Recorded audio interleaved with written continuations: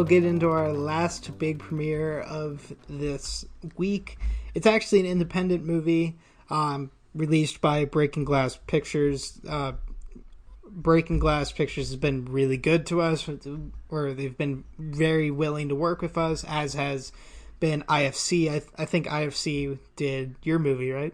Yes. The Wretched? Mm-hmm. Yeah, and we'll also have another IFC movie next week as well. But anyway, sorry. This is Union Bridge. This is the directorial debut of Brian Levin, a local filmmaker, actually, who also went to Towson University. And interestingly enough, it was shot in Carroll County, right near where I grew up. And I didn't recognize the town exactly that this took place in. But don't get me wrong, it was not for a lack of trying. Like, they have some drone shots. I'm like, where is that?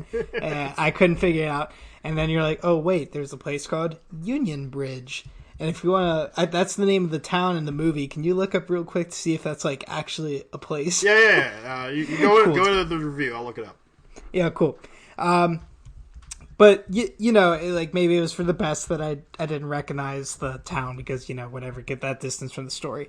Anyway, the film follows this man named Will Shipe, the son of the town's factory owner, and is thus seen in many ways as its hero. Or at least that was the impression that I got. He's a young man. His mom, played by Elizabeth Noon, is still very much in control of the dynasty, and most importantly, the reputation of the dynasty. Like I said earlier, the town seems to be controlled by this one ginormous factory, and if you own the factory, you kind of own the town. The latter, the reputation, becomes an issue once Will starts associating with some of his old friends again. He admits that he had a drinking or a drug problem when he lived in the city, something he describes as living too fast, and it's a pattern that he starts to pick back up in this small town. Probably not to the same extreme, but nevertheless, the mom is upset. One of those friends is Nick, seemingly Will's best friend, or best childhood friend, who's been struggling with his mental health as of late. He claims that he's been able to see these visions of the Civil War and what happened during the Civil War. It's weird. These visions are very strange. Apparently they have this power to not only possess people, but also to transport, kind of like a... For some reason, when I was thinking about it, I was thinking of, do you remember the Haunted Mansion? Yeah. Do you remember the ghost ball that contained the wife? Yes. Yeah, the blue book ghost ball. You never see it, don't get me wrong. It's nothing like that. But it reminded me of the ghost ball in the sense that it could leave one person and go into another and give them all these pictures and make them, like, act different and everything. Huh. So that's like the best way I can describe this. So, like I said, Nick's been having a lot of problems with his mental health. He's sort of been dubbed the town loony, or the loony of the town. He was fired from his job at the factory after picking a fight because people were making fun of him for digging around for this gold that nobody seems to know if it's real. There's a sinister sort of atmosphere here. The mother especially is very malevolent in a lot of senses. Not only is she very commanding of what her son does, she was the one who forced him to come back home, even though the son sees this as a good thing. She's very elitist. She doesn't sit on a throne necessarily, but she does live in this big mansion house that is outside of the town itself. She gets very upset when Will is hanging out with anybody there that lives in the town. She calls them idiots. She's really not a pleasant woman.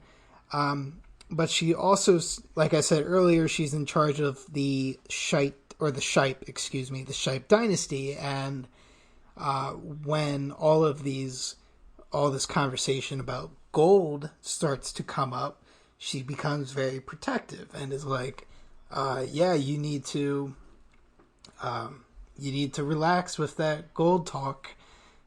let's not dig too deep. Our family doesn't have a great history with Nick's family, which is, it's kind of weird. It's like, oh, was that never a problem when they were growing up? I guess it's because, well, actually, no, that doesn't make any sense either. I don't really know.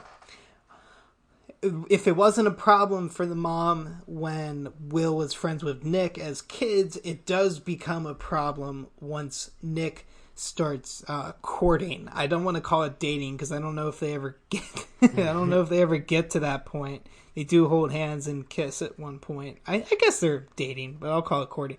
Her name's Mary. She's played by Emma Duncan, and she's supposedly the person who, or she believes that she's the person who transferred the thoughts or whatever to Nick and made him go crazy.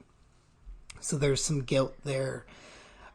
This was a strange movie for me. I was a little disappointed, and I was sorry that I didn't like it as much as I did. You know how important first impressions are in this movie, or in movies in general, with people and characters. I don't know if you do this as well. But when Will comes into the town for the first time, he goes and he's wearing a suit, and he's wearing it looks like it should be a turtleneck, but like the turtleneck part got cut off. Mm-hmm. And he's wearing a white collar shirt underneath, and it's buttoned up all the way to the top, so he kind of looks like a priest. I guess it kind of gave me like old pilgrim vibes. What he was wearing. Actually looking at it right now, and I agree. Yeah, I got hardcore priest vibes when I saw it from far away. Yeah, no, that's just not who he is at all. And like the reason I mention this is because the Will character sort of always feels like he sticks out, even though like he's very much ingrained in the culture of the town. Everybody is very nice to him. A lot of the times he can walk into a place and they'll just let him do stuff for free, like, oh, this bottle of Tylenol is free, I'll buy you a shot, that sort of stuff. You can go through this museum. I wasn't convinced in that relationship, or that establishment. I wasn't convinced in that relationship, especially when it came to not Mary, because I did enjoy Emma Duncan's character in this movie.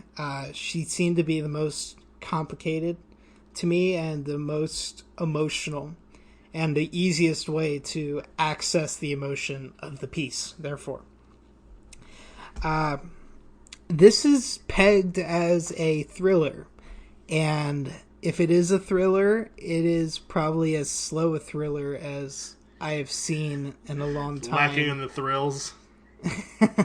Well, I don't know. I feel like maybe I should have watched it twice before I did this. But I kind of had strong opinions going into it. Or coming out of it, not going into it. Are you saying that, like, just like, you know, how you have the beer Miller, this is Thriller Light? It took me a while to get that. If there was any more of a pause, I was about to be like, well, see you guys next week. Bye! No, that was really good. I like that a lot.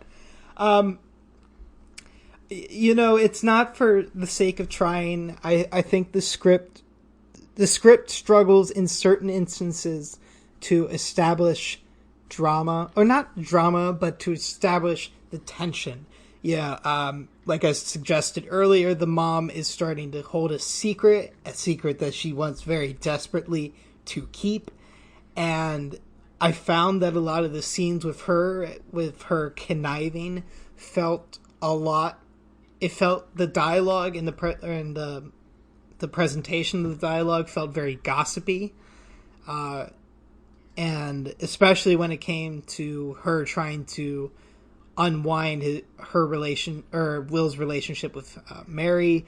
I thought that it was very gossipy, and I also thought that when she was trying to keep, when she was making plans on how to keep the gold secret or whatnot. I that felt very Dick Dastardly. And this is not a visual medium. I'm over here twisting my mustache, like like I don't know. It just felt very super villainish and kind of corny.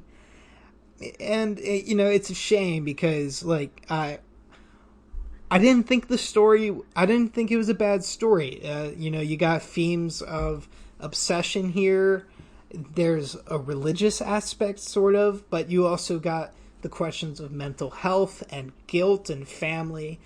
I thought it was way too slow. That I think that we needed a lot more, in the sense of I think a lot more tension needed to be built. I didn't really understand what it was basing the tension around. It's not clear at times who exactly has the visions. Will either has the visions the whole time, or they become worse later on in the movie and he actually has them. That's not exactly clear. There is something to be said for how it was shot. I do think if you were looking at some stills, like the camera design or the camera direction is good, and this is Carroll County. I grew up around here. Like, it feels good to me. That being said, there are some shots that are awkward. There's some shots that are awkward, but there are also some shots that I really thought were very impressive, especially for a first-time director. Unfortunately, there are instances. The main example of an impressive shot I was going to use was like an extreme wide shot of of an open field with forest on one side and open plains like farmland on the other. There was one very impressive shot like that, and then there was a shot at night like that really didn't work for me. So, I guess I don't know. This was an off and on movie for me. I'm gonna give it 2.5 out of 5.